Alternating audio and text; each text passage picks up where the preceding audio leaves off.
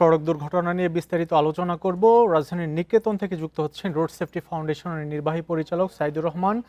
জনাব সাইদুর রহমান, আপনাকে স্বাগত আমাদের এই আয়োজনে। শুরুতেই যে বিষয়টি জানতে যাচ্ছি, আপনারা গত মাসের একটি প্রতিবেদন দিয়েছেন যেখানে 438 জনের মৃত্যু এক মাসে, অর্থাৎ স্বাভাবিক সময়ে এই মৃত্যু, এটি কি স্বাভাবিক মনে করছেন নাকি অস্বাভাবিক মৃত্যু এটি? না, এটা প্রতি মাসে সড়ক দুর্ঘটনার যে চিত্র, এটি সেই একই রকমের চিত্র। তবে মে মাসে যেহেতু ঈদ যাত্রা ছিল, সেই সুতরাং মে মাসে অনেক বেশি দুর্ঘটনা এবং প্রাণহানি ঘটনা ঘটেছে। কিন্তু অন্যান্য মাসে যেভাবে ঘটছে, জুন মাসে একই ঘটনা, এর উন্নতিও নেই অবনতিও নেই, একই জায়গায় এটা ঘুরপাক খাচ্ছে।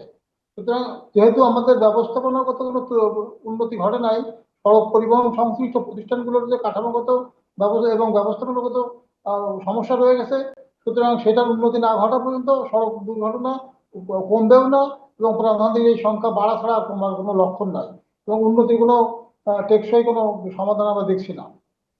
সড়ক দুর্ঘটনা রোধে আপনারা 11টি সুপারিশ করেছেন, তো এই 11টি সুপারিশের মধ্যে উল্লেখযোগ্য সুপারিশ কোন কোনটি?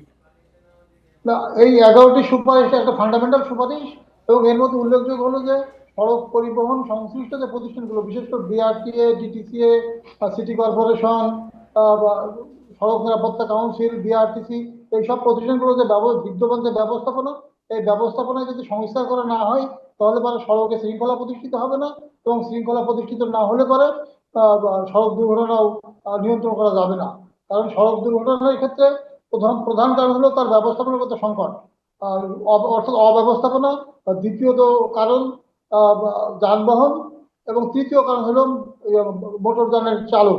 সুতরাং আমরা চালকদের দোষারোপ করছি, কিন্তু চালকদের যে পেশাগত সুযোগ সুবিধা, তার বেতন, তার কর্মঘণ্টা নির্দিষ্টকরণ, এইগুলোর কোনো সমাধান করছে না। এইগুলোর সমাধান না করে শুধু চালককে দায়ী করলে পারে সড়ক দুর্ঘটনা রোধের যে উদ্যোগ, সেই উদ্যোগটা সফল হবে না।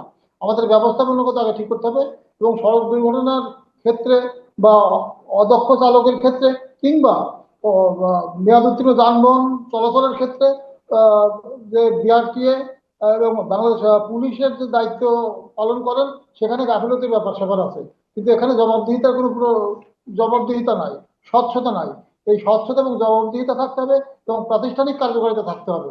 যেহেতু এগুলো নাই, এগুলোর ঘাটতি আছে, সুতরাং এই ব্যবস্থাপনা তৈরি হচ্ছে না এবং পরিবহনের শৃঙ্খলা প্রতিষ্ঠিত হচ্ছে না, যার ফলাফল এই সড়ক যাচ্ছেন দুর্ঘটনা। সড়ক দুর্ঘটনা রোধে সম্মিলিত প্রয়াস প্রয়োজন, সম্মিলিত উদ্যোগ প্রয়োজন।